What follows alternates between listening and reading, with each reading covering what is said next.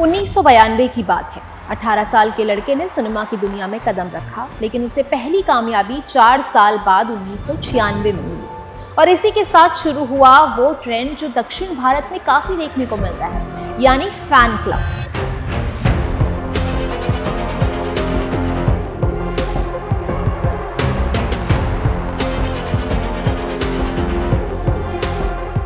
विजय के चाहने वालों ने भी उनके लिए फैन क्लब बनाने शुरू कर दिए।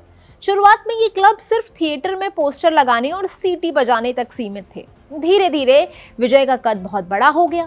फिर सालों बाद 2009 में इन बिखरे हुए फैंस को मिलाकर इलाया थलपति विजय वेलफेयर एसोसिएशन बनाया गया।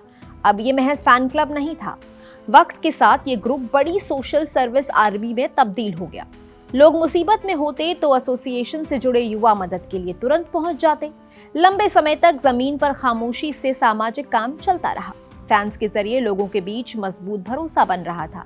पर्दे का हीरो असल जिंदगी का जननेता बनने की तैयारी कर रहा था। 2011 में टीवी इंटरव्यू के दौरान पहली बार विजय ने अपने इरादे जाहिर किए। उन्होंने कहा था कि राजनीति में उतरने के लिए सही वक्त का होना बहुत जरूरी है। विजय जानते थे कि बिना मजबूत नींव के राजनीति के अखाड़े में टिकना आसान नहीं होता। इस राजनीतिक महत्वाकांक्षा के बीच उन्हें पारिवारिक विवादों का भी सामना करना पड़ा। 2020 में विजय को अपने पिता और फिल्म मेकर S.A. चंद्रशेखर के खिलाफ कानूनी कदम उठाना पड़ा। उनके पिता ने चुनाव आयोग में ऑल इंडिया थलपति विजय मक्कलियक्कम नाम से राजनीतिक पार्टी रजिस्टर करा दी थी। विजय ने उस वक्त खुद को उस पार्टी से अलग कर लिया था। वो सही वक्त का लंबा इंतजार कर रहे थे। पूरे 30 साल तक उन्होंने अपने चाहने वालों को सामाजिक कार्यकर्ताओं की तरह तैयार किया। जब उन्हें लगा कि जमीन पक चुकी है, तब 2 फरवरी 2024 को विजय ने तमिलगा वेत्री कड़गम नाम की पार्टी लॉन्च की। उन्होंने राजनीति में अपना पूरा समय देने के लिए सिनेमा से संन्यास लेने का ऐलान कर दिया। ये सब बताता है कि 10 मई 2026 को जब थलपति विजय ने तमिलनाडु के मुख्यमंत्री पद की शपथ ली, तो वो रातों रात हुआ चमत्कार नहीं था। कुर्सी संभालते ही विजय ने साबित कर दिया कि वो सिर्फ राज करने नहीं आए हैं। सचिवालय पहुंचकर पहले ही दिन उन्होंने 3 बड़े आदेशों पर हस्ताक्षर किए। उन्होंने मंत्रियों और बड़े नेताओं के लिए चलने वाले VIP कल्चर को खत्म करने का निर्देश दिया। सड़कों पर आम लोगों को जाम में ना फंसना पड़े, इसका ध्यान रखा गया। नेताओं के काफिले और ट्रैफिक रोकने के लिए VIP सिस्टम पर तुरंत लगाम लगा दी गई। वो जनता को ये संदेश देना चाहते हैं कि सरकार उनके लिए है, उन पर रौब झाड़ने के लिए नहीं। विजय की शुरुआत बताती है कि उन्होंने सिर्फ सत्ता हासिल करने की तैयारी नहीं की थी। वो ये भी सोचकर आए थे कि सत्ता में आने के बाद उन्हें असल में करना क्या है। VIP कल्चर खत्म करना तो महज शुरुआत थी। असली परीक्षा तो उन बड़े वादों को जमीन पर उतारने की है, जिनके दम पर उन्होंने दशकों पुराने राजनीतिक किले को ढहाया है। चुनाव से पहली बार जो वादे किए गए थे, अब उन्हें कसौटी पर परखा जा रहा है। मुख्यमंत्री की कुर्सी तक पहुंचने का रास्ता इन्हीं वादों से होकर गुजरा था। 16 अप्रैल 2026 को विजय की पार्टी ने अपना घोषणा पत्र जारी किया था, जिसमें जनता से 9 बड़े वादे किए गए थे। इन वादों में महिलाओं का सम्मान, युवाओं को रोजगार और किसानों का कल्याण शामिल था। स्वास्थ्य, गरीब बेटियों की शादी और MSME सेक्टर को मजबूत करने का खाका भी इसी में खींचा गया था। सवाल था कि क्या ये वादे महज चुनाव जीतने का हथियार थे, या फिर नई सरकार सच में इन पर काम करने का इरादा रखती थी। सत्ता में आते ही विजय ने एक्शन मोड में काम करना शुरू कर दिया। सबसे ज्यादा चर्चा जिस वादे की थी वो था मुफ्त बिजली। चुनाव में कहा गया था कि हर परिवार को 200 यूनिट बिजली मुफ्त मिलेगी। सरकार बनते ही ऊर्जा विभाग ने इस योजना का आदेश जारी कर दिया। यहाँ बड़ा पेच था, जिसे समझना बहुत जरूरी है। ये योजना सबके लिए लागू नहीं की गई। इसमें एक जरूरी शर्त जोड़ दी गई। इसका फायदा सिर्फ उन घरों को मिलेगा जिसका 2 महीने का खर्च 500 यूनिट तक है। अगर कोई 2 महीने में 500 यूनिट से ज्यादा बिजली इस्तेमाल करता है तो उसको छूट नहीं मिलेगी।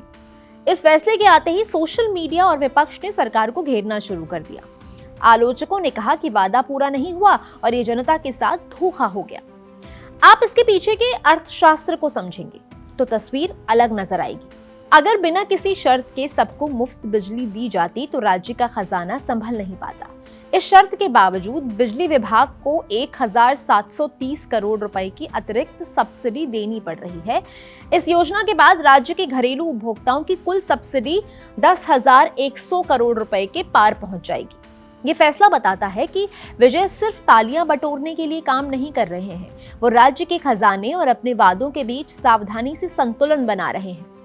आर्थिक फैसलों के साथ सामाजिक सुरक्षा का भी पूरा ध्यान रखा जा रहा है। महिलाओं की सुरक्षा के लिए सिंगप्पन स्पेशल फोर्स बनाई गई है। सिंगप्पन का मतलब होता है शेरनी, और ये फोर्स उसी जज्बे के साथ काम कर रही है। इसके लिए 354 करोड़ रुपए का बजट रखा गया है। राज्य के हर जिले में तैनात ये फोर्स महिलाओं के खिलाफ अपराधों पर तुरंत एक्शन ले रही है। नशे के खिलाफ भी बड़ी और कड़ी जंग छेड़ी गई है। पूरे तमिलनाडु में 65 एंटी नार्कोटिक टास्क फोर्स बनाई गई है।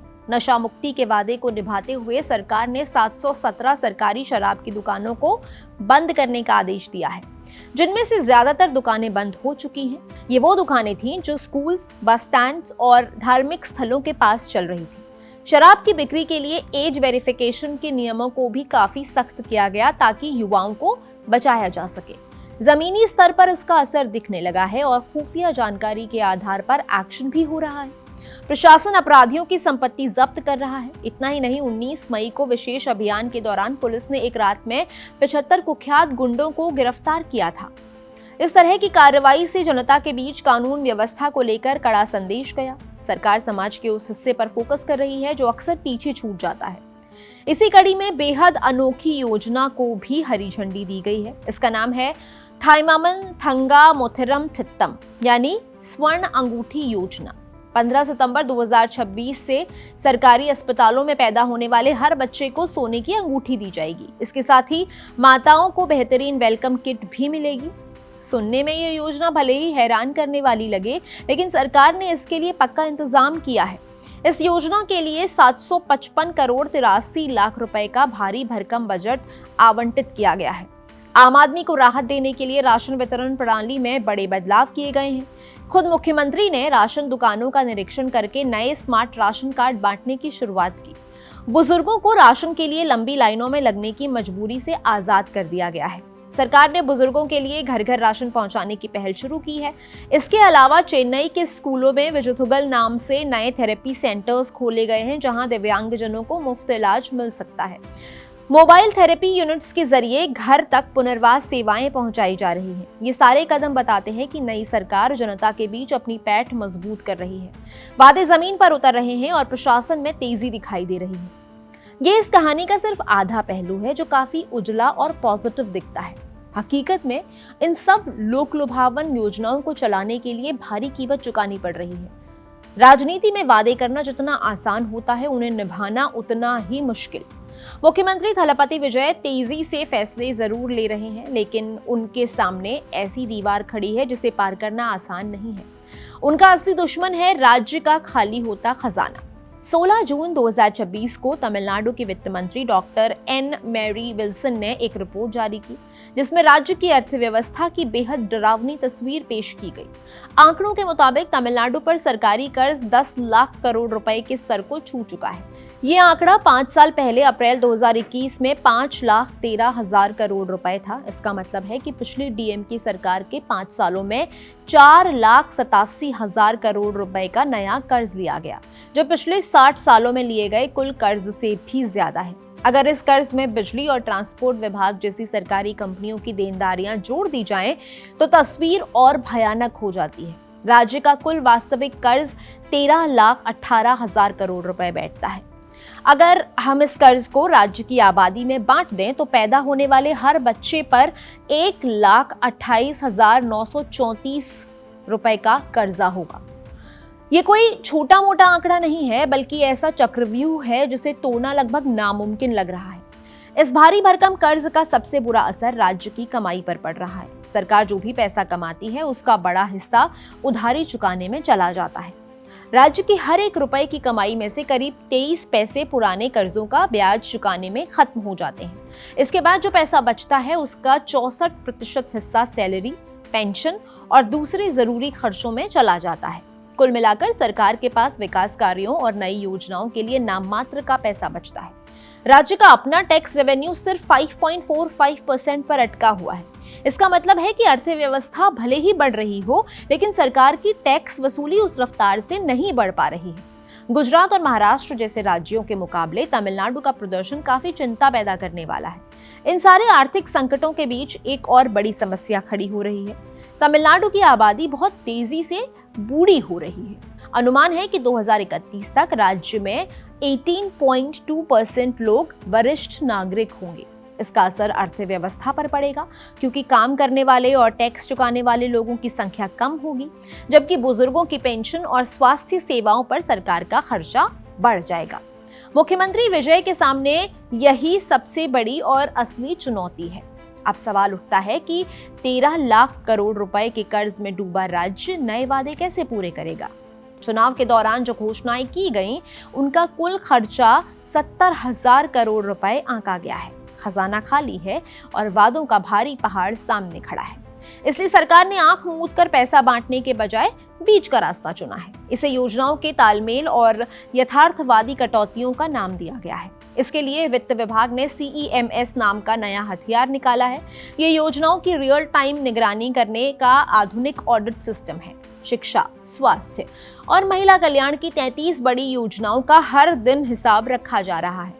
सरकार बारीकी से देख रही है कि कौन सी योजना जमीन पर सच में असर दिखा रही है। जो योजनाएं फेल होंगी या लक्ष्य तक नहीं पहुंचेंगी, उनका पैसा रोका जाएगा। बचाए गए फंड को मुफ्त बिजली जैसे जरूरी और बड़े वादों की तरफ मोड़ दिया जाएगा। प्रशासन के नजरिए से ये बहुत समझदारी भरा कदम लग सकता है। बिना ऑडिट के सरकारी पैसा बहाना किसी भी अर्थव्यवस्था के लिए ठीक नहीं होता, लेकिन पैसा बचाने की कवायद ने राज्य में बड़े विवाद को जन्म दे दिया है।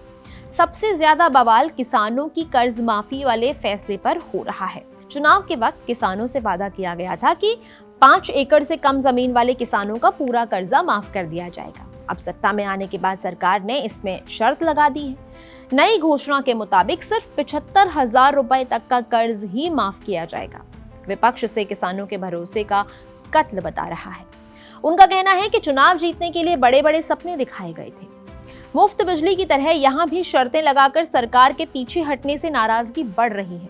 ये फैसला सिर्फ राजनीतिक बयानबाजी तक सीमित नहीं रहा, बल्कि इसका असर जमीन पर भी दिख रहा है। टाइम्स ऑफ इंडिया के मुताबिक कृष्णागिरी जिले के होसूर में के रामचंद्रन नाम के किसान ने अपनी जान दे दी। 39 साल के रामचंद्रन कर्ज वसूली करने वाले एजेंटों की प्रताड़ना से परेशान थे। उन्हें उम्मीद थी कि नई सरकार उनका पूरा कर्जा माफ कर देगी। इस घटना ने कर्ज माफी के मुद्दे को भावनाओं से जोड़ दिया है। किसान की मौत ने एक तरफ से सरकार को बैकफुट पर ला दिया है। जनता पूछ रही है कि क्या वादों में कटौती का यही अंजाम होना था। जहां ये विवाद भड़क रहा है, वहीं कई बड़े वादे अभी कतार में खड़े हैं। महिलाओं को हर महीने 2,500 रुपए की नगद सहायता राशि का इंतजार है। हर परिवार को सालाना 6 मुफ्त LPG सिलेंडर देने का वादा भी बजट की राह देख रहा है। 25 लाख रुपए के स्वास्थ्य बीमा और बेरोजगारों को 4,000 रुपए के भत्ते का रास्ता भी अभी साफ नहीं हुआ है। पुरानी योजनाओं का ऑडिट चल रहा है ताकि सिर्फ असली जरूरतमंदों को ही पैसा मिले। MSME सेक्टर के लिए 15,000 करोड़ रुपए की गारंटी फंड भी रुका हुआ है। महंगाई भत्ते और कपड़ा उद्योग को राहत देने जैसे मुद्दे भी सरकार की मेज पर हैं। इन सब वादों को बजट में कैसे पिरोया जाए, इसके लिए 4 अगस्त को विधायकों की अहम बैठक बुलाई गई। मुख्यमंत्री अपने विधायकों के साथ चर्चा कर रहे थे, तभी अचानक कुछ ऐसा हुआ जिसने राजनीतिक हवा का रुख बदल दिया। बजट की माथापच्ची के बीच ऐसी घटना हुई जिसने पूरे देश का ध्यान तमिलनाडु की तरफ खींच लिया। DMK नेता और विधानसभा में नेता प्रतिपक्ष उदयनिधि स्टालिन को पुलिस ने उनके घर से गिरफ्तार कर लिया। दरअसल इस हाई वोल्टेज ड्रामे की पटकथा तंजावुर में लिखी गई थी। कावेरी नदी के पानी के बंटवारे को लेकर वहां DMK का विरोध प्रदर्शन चल रहा था, जहां उदयनिधि ने राज्य सरकार को जमकर घेरा। तभी भीड़ में से कुछ लोगों ने एक्ट्रेस त्रिशा का नाम लेकर नारे लगाने शुरू कर दिए। नारों को सुनकर उदयनिधि कुछ पल के लिए रुके और मुस्कुराए। इसके बाद उन्होंने कथित तौर पर ऐसी टिप्पणी कर दी जिसने बड़ा तूफान खड़ा कर दिया। उस अश्लील टिप्पणी को सीधे तौर पर मुख्यमंत्री विजय और एक्ट्रेस की दोस्ती पर निशाना माना गया। TVK की महिला विंग ने तुरंत मोर्चा संभाल लिया। तंजावुर ईस्ट पुलिस स्टेशन में उदयनिधि के खिलाफ गंभीर धाराओं में FIR दर्ज कराई गई, जिसमें महिलाओं की गरिमा को ठेस पहुंचाना और 2 गुटों में दुश्मनी पैदा करने का आरोप लगाया गया। मामला सिर्फ राज्य की पुलिस तक सीमित नहीं रहा और इसकी गूंज दिल्ली तक पहुंच गई।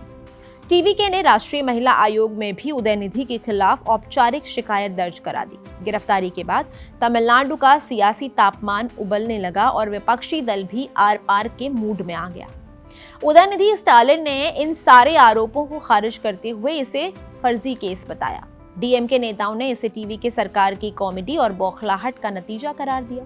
उनका कहना है कि सरकार किसानों के मुद्दों और कावेरी विवाद पर पूरी तरह से नाकाम हो चुकी है। अपनी नाकामियों से जनता का ध्यान भटकाने के लिए जानबूझकर ये गिरफ्तारी करवाई गई है। थलपति विजय के लिए मुख्यमंत्री की कुर्सी फूलों की सेज बिल्कुल नहीं है।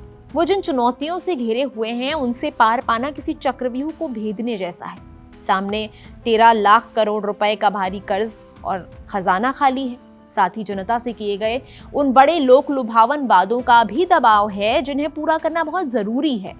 तमिलनाडु की राजनीति इस वक्त अपने सबसे दिलचस्प दौर से गुजर रही है। सत्ता, पैसे और वादों की रस्साकशी ने आने वाले दिनों में और तेज होने के संकेत दिए हैं। आपको क्या लगता है, क्या थलपति विजय इन सब मोर्चों पर सही संतुलन बना पाएंगे? कमेंट सेक्शन में अपनी राय जरूर बताइएगा। आज के अनकही में इतना ही।